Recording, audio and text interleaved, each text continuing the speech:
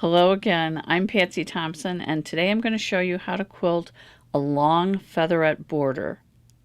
Here's an example of what we'll be stitching today. Also know that a long featherette border like this one can be hyper quilted, and this other quilt border is an example of a featherette border that's been hyper quilted with a curved heart plume shape inside. If you've taken one of my classes or seen me demo featherettes on videos, you'll recall that the goal is always to begin in the center of the featherette, always reflecting off what you've already stitched, and always working to fill the entire empty space that you're working inside of. This is the surest way to end up with a symmetric appearing design once you finally get to the end. We'll be doing the exact same thing today, except that this time we're going to be working inside a long, narrow border. And that means that instead of working inside of a triangle, we're going to be working inside a rectangle. Let's get started. I begin by placing a small temporary line at the midpoint of each side of the border, and I also mark a temporary line at each miter line. Remember, the miter line will be where the design from two different sides meet, so it will be a visual focal point. And by the way, don't be distracted by all these blue stitching lines. These are basting stitches that I'll remove later on. Once at my machine, I pierce my needle at the top of the center line of one of the four sides where I'm going to begin stitching. Now I'm using our suspension system to eliminate the weight of the quilt, so I place one quilt clamp in a position that will leave me enough slack that I can work for a good while uninterrupted, but not so much slack that the quilt will pull against me.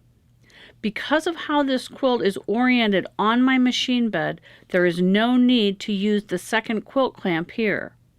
To begin the featherette, I stitch my centermost plume, and this returns my needle to where I began.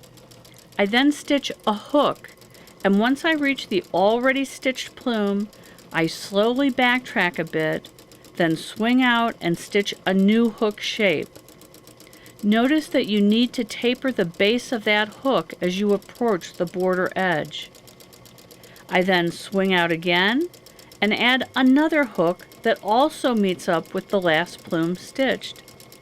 After carefully backtracking, I add another hook and again taper the width of the base as I approach that border edge.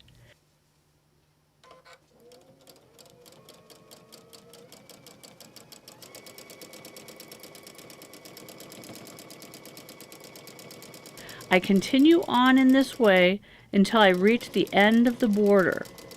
I take care to bring my plume to the miter line, but I do not cross the miter line.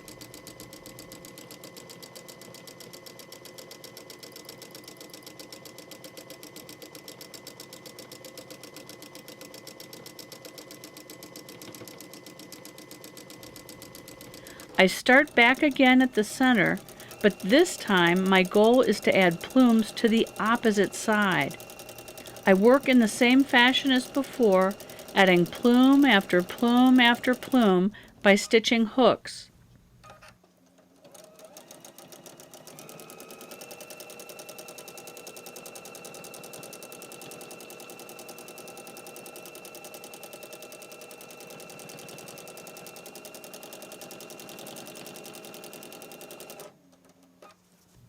When I reach the end of the border, I need to take care as I add my final plumes.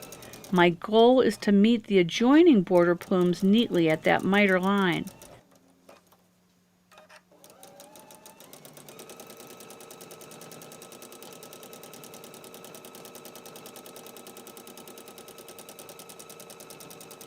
And there you have it, the elongated featherette border.